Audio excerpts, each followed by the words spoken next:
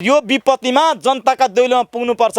चुनावमा चाहिँ नमस्कार गर्दै दैलोमा पुग्ने अनि आज खाद्य सङ्कटको बेलामा चाहिँ शुभ लाएर आफ्नो घरभित्र लुकेर बस्ने। सरकारले राहत दिएको छ तर जनतालाई खाना पुग्ने गरी सहयोग गरेको छैन। हामीलाई राहतका नाममा फोटो खिचाउने राहत मात्र होइन, हाम्रो पेट भरिने खालको राहत दिनुपर्छ भनेर हामीले सरकारलाई अनुरोध गरेका छौँ। तपाईँहरू चुनाव ताका चाहिँ नेताहरूको पछाडि मासुभात दिनमा 4 चोटि खाएर दौडिनुहुन्छ, तपाईँहरूको समस्या चाहिँ किन सुल्झिन सकेन त? हामी सबै कुरा भन्थ्यौँ होला, हामी अराजक बन्न चाहिरहेका छैनौँ। गुठीको जग्गामा बसेका, वनको जग्गामा बसेकाहरूको मत चाहिँ किन लिएको, भोट चाहिँ किन लिएको?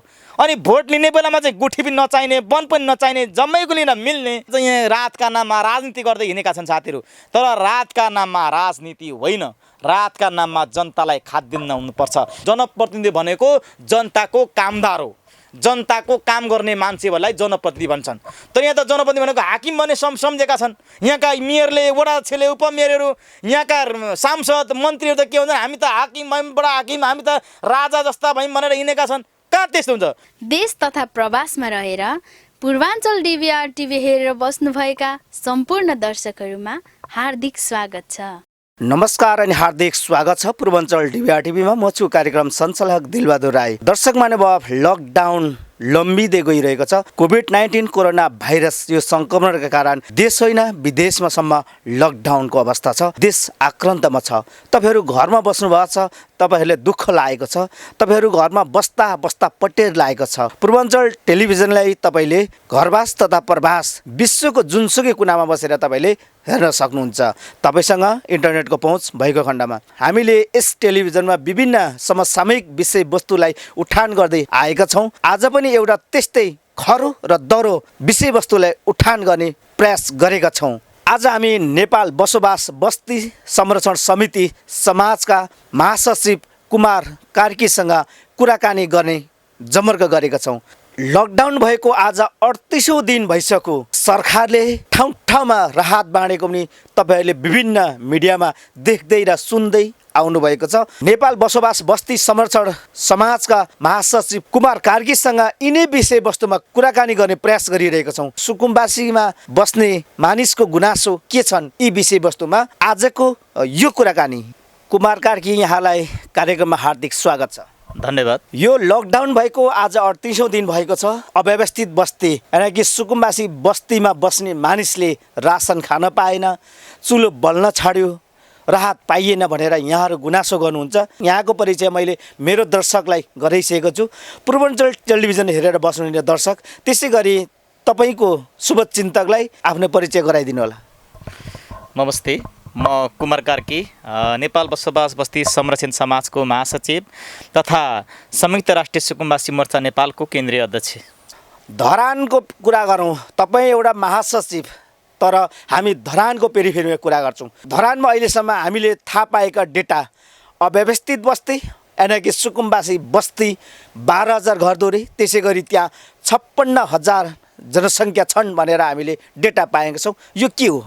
यो वास्तविक डाटा हो। हामी नगरपालिका र हाम्रो नेपाल बसोबासको साझेदारीमा 2069 सालमा हामीले एउटा धरानभरिको तथ्याङ्क सङ्कलन गऱ्यौँ र 2072 सालमा आएर 5 कने र विष्णु पादुका समेत मिलाएर तथ्याङ्क सङ्कलन गर्दाखेरि हाम्रो 12,000 घरधुरीमा 56,000 जनसङ्ख्या पुगेको छ। यो एक्चुअली स्थानीय सरकारसँगकै समन्वयमा गरेको तथ्याङ्क अनुसार हो। यो सही डाटा हो। अहिले स्थानीय सरकारले राहत बाँडिरहेको छ, सबै टोलमा हामीले दिइरहेका छौँ भने छन्। विशेष र वडा अध्यक्षहरूले राहत वितरण गरिरहेका छन्, तर सुकुम्बासीमा बस्ने मानिसले चाहिँ राहत पाइएन भनेर यहाँहरूको गुनासो छ। यो के हो? सरकारले राहत दिएको छ तर जनतालाई खाना पुग्ने गरी सहयोग गरेको छैन।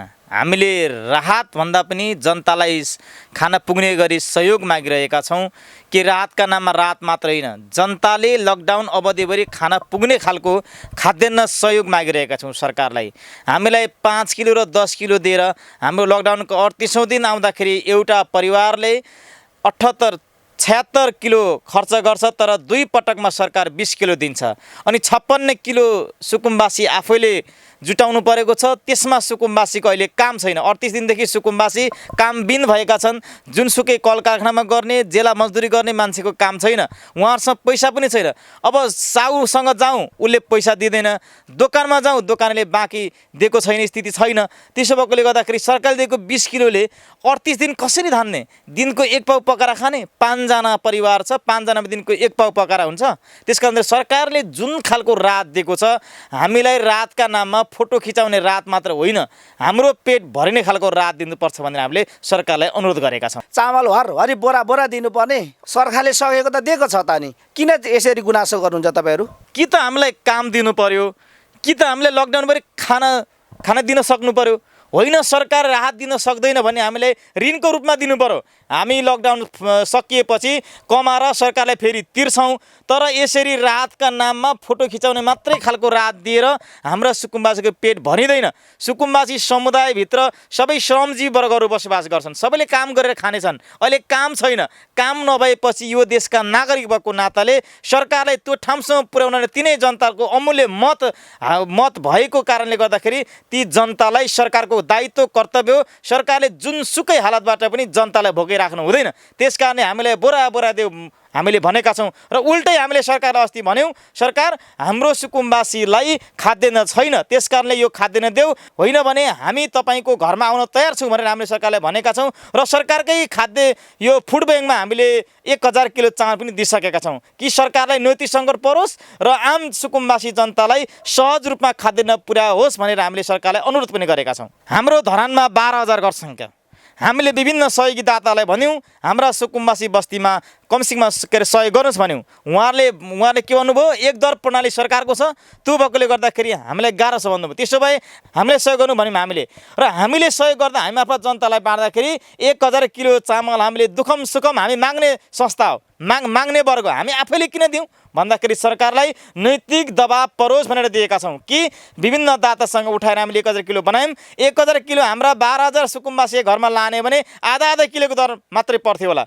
तर हामीले सरकारलाई दिउँ। सरकारलाई के भनेर दिउँ भन्दाखेरि कम्तीमा त्यो 1000 किलो दिइसकेपछि अरू त्यसमा 50,000 केजी थपेर जनतालाई बोरा चामल जनता घरमा लान्छ होला सरकारले, कम्तीमा त्यो काम गर्छ होला सरकारले भनेर हामीले सरकारलाई 1000 किलो चामल उल्टै राहतको रूपमा सहयोग गरेका छौँ हामीले। त्यसकारणले यो हामीले गर्नुपर्ने भनेको चाहिँ सरकारलाई पनि सहयोग हो।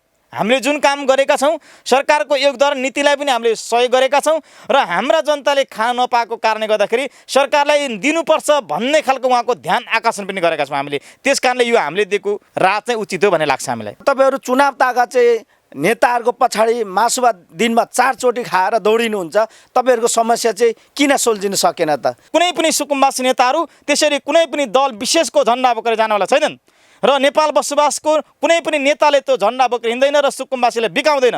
हामी चाहन्छौँ यो नेपाल बसोबास बस्ती समाज भनेको विशुद्ध गैर-राजनीतिक सङ्गठन भएको नाताले गर्दाखेरि, हामी स्वतन्त्र भएको कारणले गर्दाखेरि जनताको आफ्नो राजनीतिक आस्था हुन्छ। आफ्नो पार्टीमा उहाँले भोट आफ्नो ढङ्गले हाल्नुहुन्छ। हामी कुनै जनतालाई यो पार्टीमा भोट हाल भनेर भन्नेवाला छैनौँ र भन्दैनौँ पनि। र यो स्क्रिनबाट म भन्न चाहन्छु, च्यालेन्ज गर्न चाहन्छु, कुनै एउटा नागरिकले कुमार कार्कीले कसैलाई भोट हाल भनेर कुनै सुकुम्बासीले भनेको रेकर्ड लिएर आयो भने म त्यसलाई आजीवन मेरो स्थान दिन सक्छु, म पुरस्कार दिन सक्छु। त्यस कारणले गर्दाखेरि म दावाका साथ के भन्छु भने स्वतन्त्र सङ्गठन कसैले आक्षेप लाउँदैमा आक्षेप लागेको हुँदैन र हामी कुनै पनि मासु भातमा बिक्नेवाला छैनौँ, किनकि 16औँ शताब्दीको नागरिक जस्तो अहिले हामी छैनौँ। 21 शताब्दीमा आइसकेका छौँ। सुकुम्बासीले हेर्ने दृष्टिकोण अब परिवर्तन हुनुपर्छ।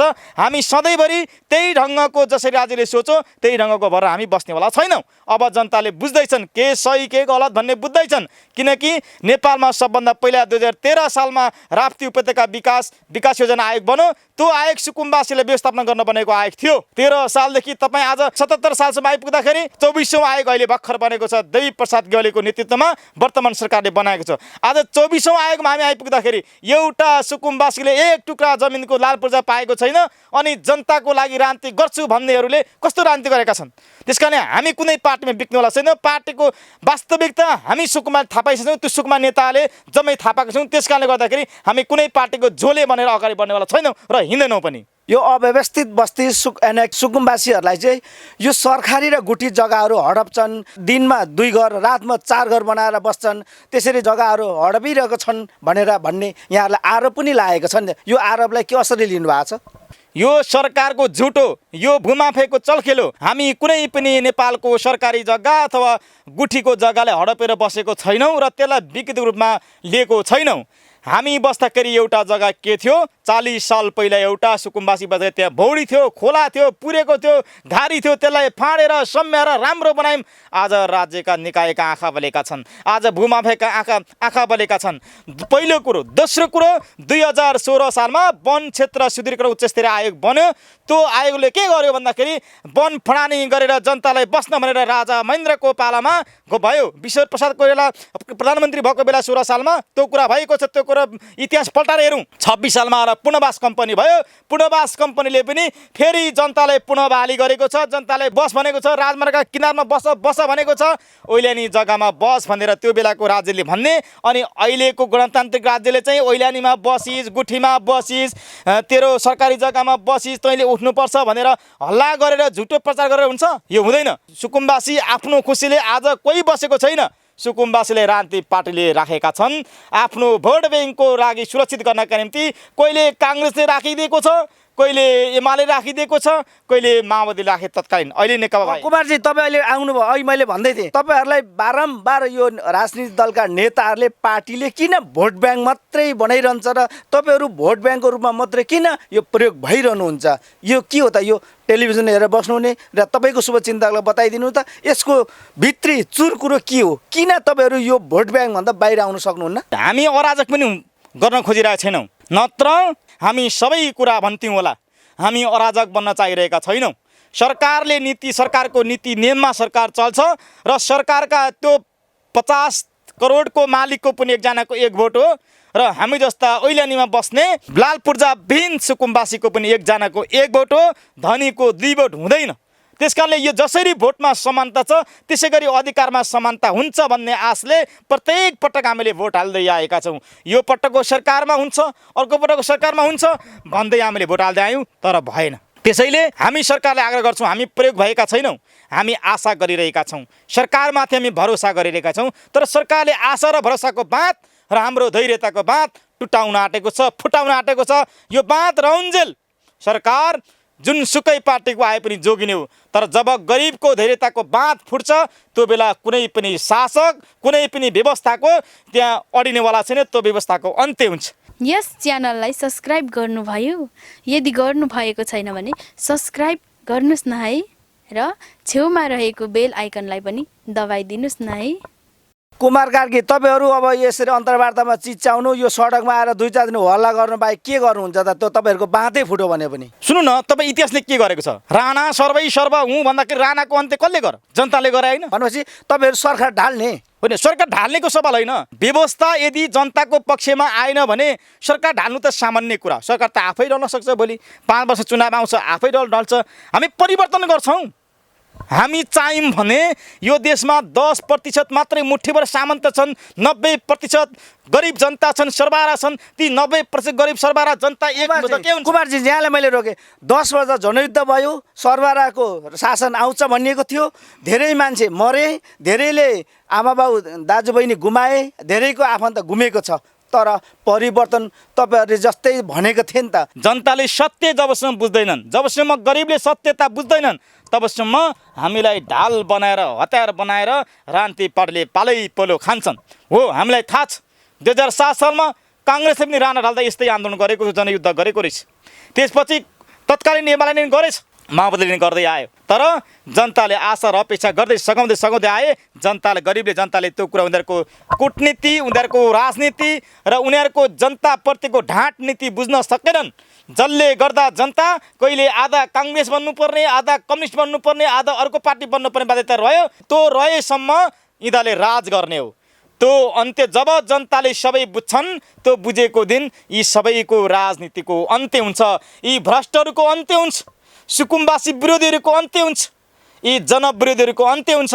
हामी अहिले पनि कामना गर्छौँ, अहिले पनि अनुरोध गर्छौँ, हामी सबै तपाईँले राजनीति सम्हाल्ने हो, तपाईँले देश चलाउने हो, तपाईँ मन्त्री बन्ने हो, तपाईँहरू नेता बन्ने हो। हामीलाई त्यो अहिलेसम्म केही बन्न जरुरी छैन र हामी त्यो बन्न चाहँदैन पनि। हामी सिर्फ के चाहन्छौँ, बसोबासको आधारमा जनतालाई भूमिको समितो लाल पूर्जा चाहन्छौँ, जनतालाई रोजगार चाहन्छौँ, जनतालाई निःशुल्क शिक्षा चाहन्छौँ, स्वास्थ्य चाहन्छौँ। यति दिनुहोस्, बाँकी सबै तपाईँहरू गर्नुहोस् भनेर अझै हामी भन्छौँ। तर यति भन्दै गर्दा पनि राज्य अझै जनतालाई ढाँट्दै मात्रै आउने हो भने अब जनताले बुझ्दै आएका छन्। 60% बुझे, 40%ले बुझ्न बाँकी छ। यी 40% जनताले जब बुझ्छन्, त्यो बुझेको दिनबाट अहिलेसम्मका जति जनतालाई जुन खालको यातना दिएका छन्, जुन खालको झुक्क्याएका छन्, यी सबैको हिसाब किताब एक गर्दै जनताले उल्टै जनतामाथि अन्याय गर्नेलाई कारबाही गर्ने दिन आउँछ। त्यो दिन आएको दिन उहाँहरूले त्यो बेला सोच्नुहुन्छ कि हामीले गल्ती गरेको रहेछौँ भनेर आम जनतासँग खुल्ला मञ्चमा आएर, सडकमा आएर, जनताका घरमा आएर घुँडा टेकेर माफी माग्नुपर्ने दिन हामीले निकाल्दैछौँ। त्यो दिन आउँछ। पथरी, शनिसरे, झापा त्यो ठाउँमा बसेका सुकुम्बासीहरू वनको जग्गा मिचेका छन्, वनको जग्गा कडा झ्याप पारेर यो बस्ती बसाएका छन् भनेर आरोप लगाइएको छ। यसलाई कसरी लिनुभएको छ यहाँहरूले? कहाँ वनको जग्गा हुन्छ? मान्छे बसेको जग्गा वनको हुन्छ?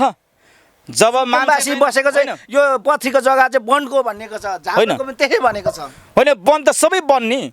2007 सालभन्दा पहिला अथवा भनौँ 1990 के थियो? नेपाल जम्मै वन जङ्गल थियो। 1990 मा जब मुलुक लागू भयो त्यहाँदेखि को के भने छुटेर आयो। न त पहिला सबै वन थियो होला, कुनै गुठी थियो होला, कसैको वीरता थियो होला, के थियो होला, दुनियाँ थियो होला नि। त्यो भनेर जाँदैन।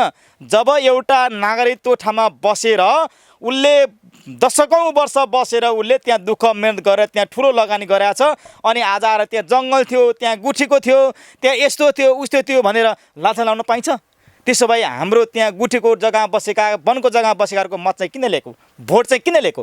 अनि भोट लिने बेलामा चाहिँ गुठी पनि नचाहिने, वन पनि नचाहिने, जम्मैको लिन मिल्ने। अनि अहिले हामी बसेको जग्गामा जब जितेपछि चाहिँ त्यहाँ गुठी पनि थियो, त्यहाँ ओइलानी पनि थियो, त्यहाँ नमन थियो भनेर दुनियाँ नाटक गर्न पाइन्छ? यो दुनियाँ नाटक गर्न पाइँदैन। अब यो नाटक गर्ने, मञ्चन गर्ने ठाउँ होइन। अब जनतालाई अधिकार दिने बेला हो। यो बेला नाटक मञ्चन गरेर राजनीति कसैको सक्सेस हुनेवाला छैन। जनताले बुझेछन्। अब हामी चाहँदैछौँ नेपालभरिका सुकुम्बासीलाई गोल बन्द गर्न हामी चाहँदैछौँ। यहाँ छुट्टै लडेर हाम्रो अधिकार लिन सक्ने स्थिति रहेन। त्यसैले हामीले संयुक्त राष्ट्रिय सुकुम्बासी मोर्चा नेपाल पनि बनाइसकेका छौँ। नेपाल बसोबासकै अगाडि बनाएका छौँ कि अब हामी देशभर सुकुम्बासी मुक्तिको अन्तिम आन्दोलन सुरु गर्न खोजिरहेका छौँ। किनकि सरकारले भनौँ 2068 सालमा सरकारले के भन्यो? नेपालमा 48 लाख सुकुम्बासी छन् भन्यो, 8,48,224 घरसङ्ख्या छन् भन्यो। तर हामीले त्यस्तै इङ्कित गरेर भन्यौँ नेपाल अधिराज्यभरि 10 लाख घर परिवारमा 70 लाख सुकुम्बासी छन्। सरकारको आँकडा गलत छ। हामी सरकारलाई सही आँकडा दिन्छौँ। यतिका 70 लाख सुकुम्बासीको भविष्यमाथि खेलबाल गर्ने सरकार कहिले पनि सरकारलाई भलो हुनेवाला छैन। त्यसैले हामीले सरकारलाई के भन्छौँ भन्दाखेरि, सरकार यी सुकुम्बासी गरिबका आँखामा झरेका आँसु नपुछेसम्म सरकार तिमीलाई कहिले भले हुनेवाला छैन। त्यसैले उठीबास गर्ने नीति होइन, त्यहाँ बसोबास गरेको आधारमा लाल पूर्जा दिने नीति बोकेर आऊ। हामी अबको चाहन्छौँ, अबको नेपाल चाहन्छौँ। अबको नेपाल कस्तो खालको चाहन्छौँ भन्दाखेरि सबै सुकुम्बासीका हातमा लाल पूर्जा, साथमा रोजगार भएको हामी व्यवस्था हेर्न चाहन्छौँ। त्यो सरकार भएको हेर्न चाहन्छौँ, त्यो खालको व्यवस्था भएको हेर्न चाहन्छौँ र त्यो नीतिगत, सैद्धान्तिकगत र त्यो विधिगत रूपमा भएको हेर्न चाहन्छौँ। कसैको भाषणको भरमा, कसैको रासनको भरमा मात्र हेर्न चाहँदैनौँ। हामीले अब भाषण होइन, हामीलाई आश्वासन होइन। अब हामी जनतालाई परिणाम चाहिएको छ, सुकुम्बासीले परिणाम चाहिएको छ। भाषण 7 सालदेखि सुन्दै आउँदा 70 वर्ष नेपाली जनताले भाषण सुने। अब परिणाम चाहिएको छ, हामीलाई काम चाहिएको छ। जनतालाई झमझम लाल पूर्जा बाँड्नु परेको छ। यति बेला नेपाली जनतालाई लाल पूर्जा खाँचो छ। यति बेला नेपाली युवाहरूलाई रोजगारको खाँचो छ। त्यस कारणले ती सुकुम्बासी बस्तीभित्र रहेका बेरोजगारहरूलाई रोजगार दिनुपर्छ। ती सुकुम्बासीभित्र रहेका सबै खाले अभावहरूलाई परिपूर्ति गर्दै जानुपर्छ। अबको लोकतन्त्र त्यो खालको हुनुपर्छ नि, अबको गणतन्त्र त्यो खालको हुनुपर्छ नि। त्यस कारणले लोकतान्त्रिक गणतन्त्रमा आइपुगेपछि आज एउटा सुकुम्बासीले मलाई यो छैन, मलाई त्यो छैन भनिरहनु पर्ने स्थिति आयो भने त्यो लोकतन्त्र के अर्थ हुन्छ? त्यसो भए त राजै ठिक थियो भन्ने बेला आउँदैन। त्यसो भएकोले गर्दाखेरि राजतन्त्र र लोकतन्त्रमा के फरक छ?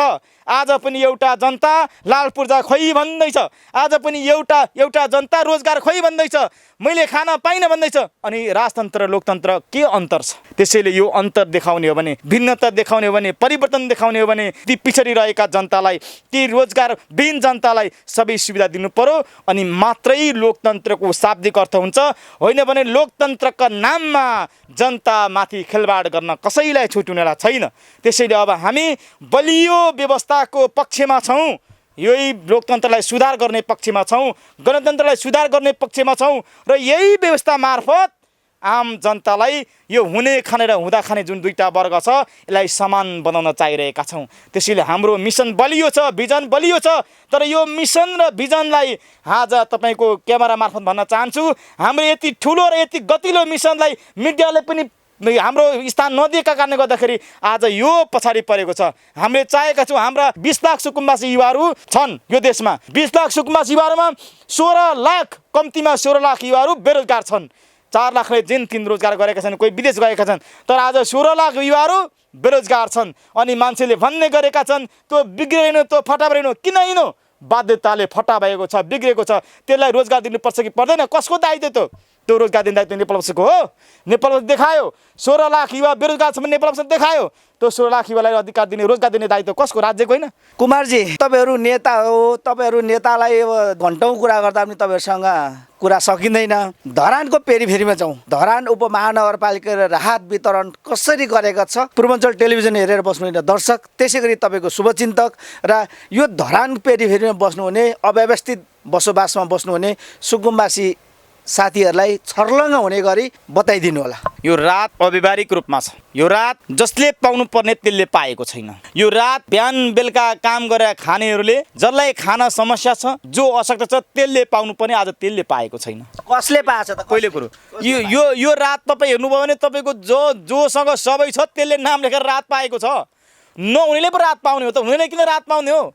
मसँग बिहान बेलुका खाना मलाई पुग्दैछ भने सङ्कट भनेको त सबैको लागि हो। सङ्कट भनेको त सबै छिमेकी मिलेर बचाउने बेला हो, सबैले सामना गर्ने बेला हो। यो सामना गर्ने हेलचेक्राइ गर्ने, यो सामना गर्ने राजनीति गर्ने। आज यहाँ तपाईँको काङ्ग्रेस र कम्युनिस्टमा राजनीति गरेर हिँड्ने, आज यहाँ रातका नाममा राजनीति गर्दै हिँडेका छन् साथीहरू। तर रातका नाममा राजनीति होइन, रातका नाममा जनतालाई खाद्यान्न हुनुपर्छ, जनतालाई खाद्याभाव हुन दिनु हुँदैन। त्यस कारणले खाद्य सङ्कट समाधान हुनुपर्छ रातका नाममा, त्यो भनिरहेका छौँ हामीले। र जनतालाई रात बाँड्दाखेरि यो सुकुम्बासी बस्तीभित्र सर्वहारा वर्ग मात्र होइन, श्रमजीवी वर्ग बस्छ। सर्वहारा वर्ग, श्रमजीवी वर्ग त्यहाँ सबै बस्छ। एउटा किसान बस्छ, एउटा मजदुर बस्छ। साथीले किसान भने, मजदुर भने, दिनभरि काममा जान्छ मजदुर बन्छ, बेलुका बास बस्न आउँदा फेरि सुकुम्बासी बन्छ। एउटा नागरिक दिनभरि खेतमा काम गर्छ, किसान बन्छ, बेलुका राति आधा सुत्छ, कहाँ सुकुम्बासी बन्छ भने चाहिँ त्यो सुकुम्बाभित्र किसान पनि बस्छ, मजदुर पनि बस्छ, त्यहाँ बेरोजगार पनि बस्छ। अनि यो सबै बसोबास गरेको ठाउँलाई चुपचाप लागेर घर लौरी नछुटाइकन रात झ्याम बाँड्नु पर्थ्यो, त्यो बाँडिएन क्या। 10 किलो दिएर 1 महिनालाई पुग्छ भनेर बसेर उनीहरू घरमा पुग्छ। त्यो बाँड्ने मान्छेले त्यो सोचेन आफ्नो परिवार, आफ्नो महिनावारी खर्च कति सोचेन त्यसले। महिनामा म कति किलो चामल खान्छु भने त्यो बाँड्ने मान्छेले सोचेन, जनप्रतिनिधिले सोचेनन्। जनप्रतिनिधिहरू यदि साँच्चै जनताको मत लिएर जनताको प्रतिनिधि बन्ने हो भने पहिला जनताको घरमा चुलो बलेपछि मात्रै आफ्नो चुलो बाल्ने खालको नीति बोकेर आउनु पर्दैन। त्यो खालको नीति बनाउनु, त्यो खालको मन बनाउनु पर्दैन।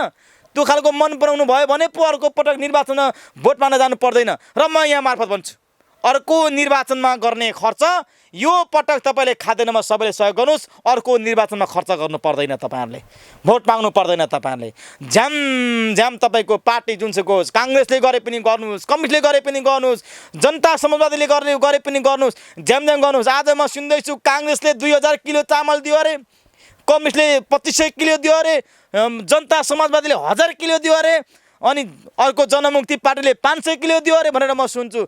के यो 500 र 1000 किलो मात्रै दायित्व हो पार्टीको? त्यो मात्रै दायित्व पार्टीको? यो पार्टीले त पटक त्यो जनताको मतले सत्ता आरोहणसम्मको यात्रा पुरा गरेको छ। पटक मन्त्री बनाएको छौँ हामी सुकुम्बासीका मतले। त्यो पटक मन्त्री बनाएको गुण तिर्नका निम्ति अहिले हामीले खाद्य देऊ न, चामल देऊ न, दाल देऊ न भन्नु परिस्थिति नआइकन बुरा लगेर हाम्रो बस्तीवासीलाई यो लकडाउनभरि पुग्ने खाद्यान्न पाउनुपर्छ कि पर्दैन? त्यो उहाँहरूको दायित्व हो कि होइन? त्यस कारणले उहाँहरूको त्यो दायित्व पुरा गर्नु भएको छैन। प्रत्येक घरधुरीलाई दिएको छ कि छैन? मैले अघि तपाईँलाई भने स्थानीय सरकार भनिरहेका छन् हामीले सबैलाई दिएका छौँ, घरधुरी पछि दिएको छौँ, दुईचोटिसम्म दिएको छौँ भनेर भनेका छन्। अब यो के हो? कमसे कम सरकारले कुरा ढाँट्दा पनि 3 दिनसम्म पुग्ने गरी ढाँट्दा हुन्छ क्या। यो एकै दिनमा नपुग्ने ढाँट्नु हुँदैन। किन भन्दाखेरि पुग्ने रात कसलाई दिएको छ सोध्नुहोस् त गर। वडालाई कतिपल्ट रात बाँड्नुभयो? 2 पल्ट बाँड्यौँ। कति बाँड्नुभयो? 10 किलो बाँड्यौँ। कति भयो? 20 किलो भयो। कति दिन भयो लकडाउन भएको? 38 दिन भयो। अनि खपत कति हुन्छ? दिनमा 2 किलो, 38 दुना 76 किलो खर्च हुन्छ। बाँडो 20 किलो, 56 किलो। खै के भयो? 56 किलो सुकुमासले गरिबले कहाँ ल्याउने? न काम छ न पैसा छ, न दोकानेले बाँकी पत्याउँछ। अनि कसरी उसको जीविका चल्छ? कसरी उसले पेट भर्ने? अनि कसरी अर्को पुरा निर्वाचनमा मलाई मत दे भनेर माग्न आउने? के का आधारमा मत माग्न आउने? हामीले खाद्यान्न सङ्कटमा तपाईँले भरपुर खाना दिएको थियौँ, त्यही भएर मत दिनु भन्ने ठाउँ खोइराखेको, त्यो कुरा गर्नु पर्दैन। त्यसैले यो ठाउँ नराखिकन सरकार चलेको छ, रान्ती पार्टीहरू चलेका छन्। 1000 र 2000 किलो चामल दिँदैमा हाम्रो कर्तव्य पुरा हो भने हिँडेका छन्। त्यसरी हुन्छ? 2007 सालदेखिको सुकुम्बासीको योगदानको कदर गर्नुपर्छ पर्दैन? त्यो योगदान कदर गर्नलाई पेटभरि खाना दिएर आउनुपर्छ कि पर्दैन? यसो नगर्ने अनि जनतालाई 20 किलो बाँडेर 38 दिनमा 20 किलो बाँडेर रात बाँड्यौँ भनेर दम्म कसेर कुर्सीमा बसेर झ्याप्प कसेर हुन्छ? जनप्रतिनिधि त्यस्तो। जनप्रतिनिधि भनेको जनताको कामदार हो। जनताको काम गर्ने मान्छेहरूलाई जनप्रतिनिधि भन्छन्। तर यहाँ त जनप्रतिनिधि भनेको हाकिम भन्ने सम्झेका छन्। यहाँका मेयरले, वडा अध्यक्षले, उपमेयरहरू, यहाँका सांसद मन्त्रीहरू त के भन्छन्? हामी त हाकिम भयौँ, बडा हाकिम, हामी त राजा जस्ता भयौँ भनेर हिँडेका छन्। कहाँ त्यस्तो हुन्छ? जनप्रतिनिधि भनेको त जनताको कामदार हो। जनताले काम गर्नलाई अरारा पठाएको, भोट दियो ल हामीले भोट हाल्यौँ, अब तैँले हाम्रो काम गर्नुपर्छ है भनेर पठाएको त काम गर्नलाई। अहिले हाकिम बन्यो नि त। जनता गोठालाई अहिले हाकिम बन्दिने? कुन घरमा चुलो बलेको छैन, कुन घरमा खाद्य सङ्कट छ, कुन घरमा अभाव छ, कुन घरमा बिरामी छ जानु पर्दैन। आज म एउटा बस्तीमा पुगेँ, नौलो बस्तीमा, त्यहाँनिर एकजना चिकित्सक बिरामी हुनुहुन्छ, पेट सुन्निएको छ, उहाँले के अरे चाहिँ जन्डिस भएको छ, उहाँ उपचार गर्न पाउनु भएको छैन। मैले सोधेँ किन पाउनु भएन? उहाँले भन्नुभयो मसँग 1 रुपैयाँ पैसा छैन, मसँग खाने पैसा छैन। आज म पैसाको अभावमा जीवन मरणको दुःख छटपटिरहनु। तपाईँ भोलि जानुहोस् त्यहाँ हेर्नुहोस्। मैले भने भोलि क्याम्पमा जाउँ र त्यहाँ क्याम्पमा गएर चाहिँ उपचार गरौँ, निःशुल्क गरौँ। त्यहाँ भनौँ हामीसँग पैसा छैन भनेर भनौँ, ल मेरो नेतृत्वमा जाउँ भनेर मैले आज भनेर आएको छु। मैले सरकारले भन्छ कोही बिरामी हुन दिँदैनौँ, स्वास्थ्य उपचार निःशुल्क गर्छौँ। कहाँबाट गरेर त गरिब छटपटिरहेको छ। त्यसैले जनप्रतिनिधि भनेको त्यो ठाउँमा जानु पर्दैन। आज त्यो कहिलेदेखि बिरामी भयो? 15 दिनदेखि थला बसेको बिरामी छ। आज खोइ जनप्रतिनिधि पुगेको घर दैलेमा गएर जनप्रतिनिधि जानु पर्दैन? मैले अघि पनि जनप्रतिनिधि गोठाला हो नि त। अनि जनप्रतिनिधि जनताको काम गर्ने मान्छे त्यहाँ जानु पर्दैन? यसो भन्दाखेरि कुमारले अपशब्द बोल्यो भन्ने बेला होइन। जनप्रतिनिधि भनेको जनताको काम गर्ने कामदार हो।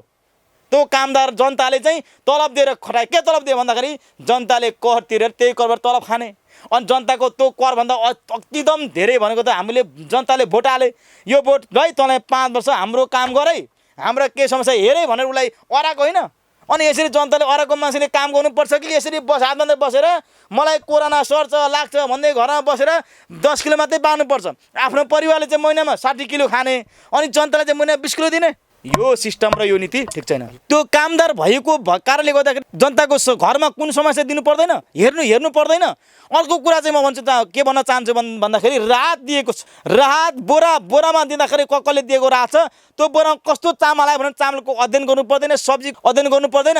कुनै चामल खान नहुने खालको दिएको छ। त्यो चामल अहिले जनप्रतिनिधि घरमा लगेर पकाउने उनीहरूले खान्छन् आफै। त्यो कुरा बुझ्नु पर्दैन। कुनै बस्तीको के गुनासो छ भन्दाखेरि चामल अलिकति नराम्रो आयो भन्ने पनि छ। त्यो चामल लगेर पकाएर त्यो बाँड्ने मान्छेले खाना लाउँछौँ। त्यहाँ जनतालाई हामीले आह्वान गरेका छौँ, कुहिको चामल बाँडेको भने राख हामीले भनेका छौँ। अझै हामी सभ्य बन्छौँ, शिष्ट बन्छौँ, नम्र बन्छौँ।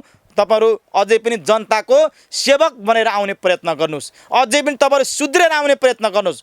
अझै नै तपाईँहरू सुध्रिनुहोस् र सरकारमा रहेकोलाई प्रतिपक्षी दललाई नि मेरो आग्रह छ। प्रतिपक्षी मेरो सरकार छैन भन्दैमा चाहिँ मैले केही गर्नै पर्दैन, मेरो केही दायित्व होइन भनेर अरूले अमल छोड्ने मात्रै काम हो त्यसको चाहिँ।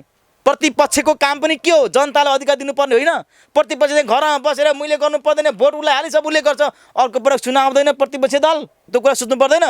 प्रतिपक्षले सोच्नुपर्छ, सत्तापक्षले त्यो कुरा सोच्नुपर्छ। किनकि चुनाव फेरि पनि आउँछ र सत्तापक्षको नि अनुगमन भएको छ, प्रतिपक्षको अनुगमन भएको छ। यहाँ सत्ता पक्षको मात्रै विरोध र भण्डाफोर होइन, यहाँ प्रतिपक्षको दायित्वको कुरा पनि छ।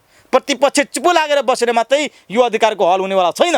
यहाँ काङ्ग्रेस, कम्युनिस्ट, जनता समाजवादी पार्टी, राप्रपा र सबै मान्छे यो विपत्तिमा जनताका दैलोमा पुग्नुपर्छ।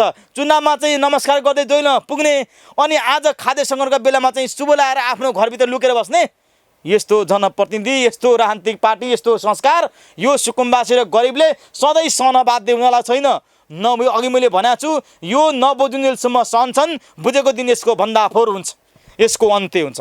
कुमारजी, अब जाँदा जाँदै मैले सोध्न छुटाएका, यहाँले भन्न केही रुचाएका, यो चाहिँ मैले भन्न पाइनँ भन्ने त्यस्तो छ भने जाँदा जाँदै पूर्वाञ्चल टेलिभिजन हेरेर बस्नुहुने स्वदेश तथा विदेशका दर्शक, त्यसै गरी तपाईँको शुभचिन्तक र यो टेलिभिजन हेरेर बस्नुहुने तमाम नेपालभरिका अव्यवस्थित बस्तीका सुकुम्बासी साथीहरूलाई केही सन्देश छ भने र भन्न सक्नुहुन्छ? मेरो थोरै सन्देश, सरकारले अहिले सुकुम्बासी आयोग बनाएको छ। यो आयोगलाई तुरुन्त परिमार्जन गरेर, तुरुन्त फेरबदल गरेर यो आयोग बन्नुभन्दा पहिला विधेयक सच्याउनुपर्छ। 8औं संशोधन विधेयक ल्याएर आउँदाखेरि जनतालाई सुकुम्बासीले पूर्जा दिनेमा उल्लेख नभएकोले गर्दाखेरि यो 9औं संशोधन गर्नुपर्छ र 9औं संशोधन गरेर यो आयोगको नेतृत्व वास्तविक सुकुम्बासी त्यही बस्तीवासीले जिम्मा दिनुपर्छ। यसको नेतृत्व यो नगर लेभलसम्म बन्नुपर्छ, यो वडा लेभलसम्म बन्नुपर्छ र यो वडा लेभल, केन्द्र लेभलदेखि वडा लेभलसम्मको आयोगको नेतृत्व त्यो सुकुम्बासीले नै गर्न पाउनुपर्छ र त्यसले मात्रै समस्या समाधान हुन्छ। एकपटक यो राजनीति भाषा भने जस्तै एकपटक यो पनि स्वाद चाख्नुपर्छ। यो सुकुम्बासीको आयोग 24औं पटक बन्दा पनि हल नहुनुको पछाडि कारण के भन्दाखेरि प्रत्यक्ष जुन विषयमा काम तिनको सहभागी नभएकोले गर्दाखेरि त्यो सहभागी गराउनुपर्छ। एक, दोस्रो, हामी महासङ्कटकालमा छौँ, यसलाई पहिलो रूपमै लिँदा पनि हुन्थ्यो, तर मैले त्यो भनिहालेँ। यो महासङ्कटमा भएकोले गर्दाखेरि यसलाई मिलेर समाधान गर्नुपर्छ। सबै राजनीतिक पार्टीहरू अब एकअर्काको मुख ताक्ने बेला होइन, यो एकले एउटा राजनीतिक दलले अर्को राजनीतिक दललाई आक्षेप लाउने बेला होइन। यो बेला सबै राजनीतिक दल हातेमालो गरेर, मिलेर, कम्मर कसेर, हातमा हात मिलाएर, साथमा साथ मिलेर, काँधमा काँध जोडेर जनताका घर र दैलोमा के अभाव छ त्यो परिपूर्ति गर्नलाई जनता घर घरमा आउनुपर्छ र सरकारले एउटा मिसन दिनुपर्छ। यो 3 वर्षभित्रमा नेपाललाई सुकुम्बासी मुक्त राष्ट्र घोषणा गर्छु, जसरी खुला दिशा मुक्त राष्ट्र घोषणा गरियो त्यसै गरी हात हातमा लाल पूर्जा, साथ साथमा रोजगार दिएर सुकुम्बासी मुक्त राष्ट्र घोषणा गर्छु भनेर भन्नु पर्यो र प्रत्येक बेरोजगार सुकुम्बासीभित्र रहेका, बाहिर रहेका सबै बेरोजगार युवाहरूलाई रोजगार दिन पर्यो।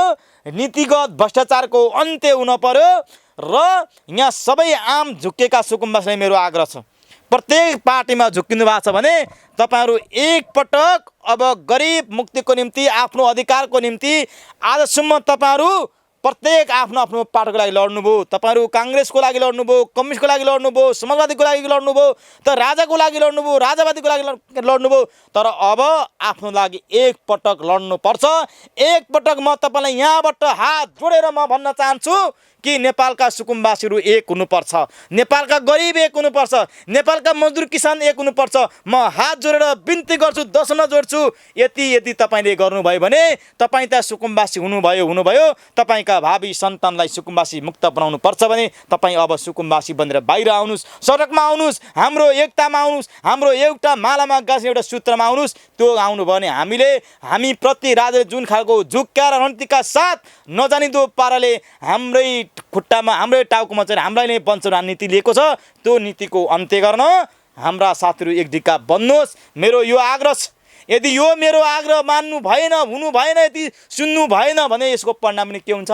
हामीले जहिले तहिले उठिवा सहिरहनुपर्छ, जहिले तहिले सामना गरिनुपर्छ। त्यसैले तपाईँको मती चाहिँ सुध्रियोस् अथवा यो खालको मन फर्कियोस् भन्न, मन बदलियोस् भन्न मेरो 10 औँला जोडेर पुनः बिन्ती छ कि आम सुकुम्बासीहरू अब हिजोको जस्तो तरिकाले झुक्केर मेरो पार्टी तेरो पार्टी, मेरो पार्टी यो पार्टी भनेर जानु हुँदैन र मेरा सुकुम्बासी, मेरा कार्यकर्ता जति छन् बसोबासका कार्यकर्ताहरू, केन्द्रदेखि इकाइसम्म कार्यकर्ताहरू, यी सबै कार्यकर्ताहरू आफ्नो पार्टीको झन्डालाई त्यागेर अब सुकुम्बासी मुक्तिको लाइनमा आउन जरुरी छ। यो लाइनमा आइएन भने हामी धिक्कार्ने छौँ र हामी त सुकुम्बासी भएमा हामी हाम्रा भावी सन्तानलाई सुकुम्बासी बनाएर हामी पापी भएर मर्नेछौँ। यो पापबाट मुक्त गर्नका निम्ति बेरोजगार मजदुर किसान र सुकुम्बासीलाई रोजगार शिक्षा स्वास्थ्य सुरक्षा सबै सात तथा मुख्य अधिकार दिनका निम्ति एक धिक्का हुनुहोस् र सरकारले सुध्रियोस्। सरकार सत्ता राजनीति पार्टी सबै पार्टीहरू सुध्रेर कम्तीमा यो सुकुम्बासी मुक्त राष्ट्रका निम्ति एक धिक्का बनुन् र सङ्घीय संसदमा प्रदेश सभामा यो कुरा छलफलको एजेन्डा बनोस्।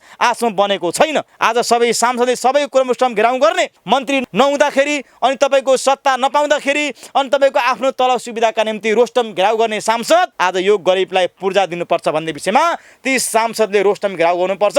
ती सांसद संविधान सभा भवन घेर्नुपर्छ, अनसन बस्नुपर्छ। तपाईँको साथमा हामी नै छौँ भन्ने म सन्देश दिन चाहन्छु र धन्यवाद तपाईँलाई आज र मेरो कुरा मौका दिनुभयो। फेरि मौका पाउने आशा गर्दै आम जनताको मुक्तिको निम्ति अबको 10 वर्षभित्रमा होइन 3 वर्षभित्रमा सुकुम्बासी मुक्त राष्ट्र घोषणा भएको हामीले फेरि यही तपाईँसँगै आएर यसरी मिडियामा वार गर्न पाऊँ भन्ने पनि कामना गर्न चाहँदै र यो कोरोना भाइरसको चाँडै अन्त्य होस् भनेर सबै नेपाली जनता विश्वका जनता सबै जनताहरू चाहिँ यो कोरोना भाइरस मुक्त रहन् र कोरोना भाइरसको अन्त्य होस् र स्वस्थ रहन् भन्ने कामना गर्छु। धन्यवाद। धन्यवाद कुमारजी। धन्यवाद। दर्शक महानुभाव, आज फरक विषयवस्तु उठाएका थियौँ। यो कार्यक्रम हेरिसकेपछि तपाईँहरूले मनमा केही न केही कौतूहलता लागेको हुनसक्छ।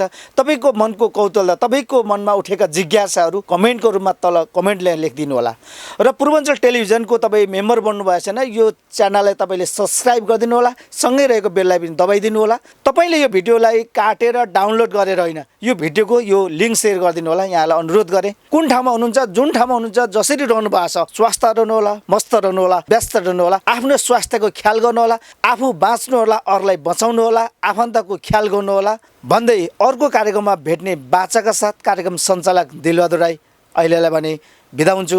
हस्त नमस्ते। अहिलेसम्म पूर्वाञ्चल डिभिआर टिभी हेरेर साथ दिनुहुने सम्पूर्ण दर्शक महानुभावहरूलाई हार्दिक धन्यवाद।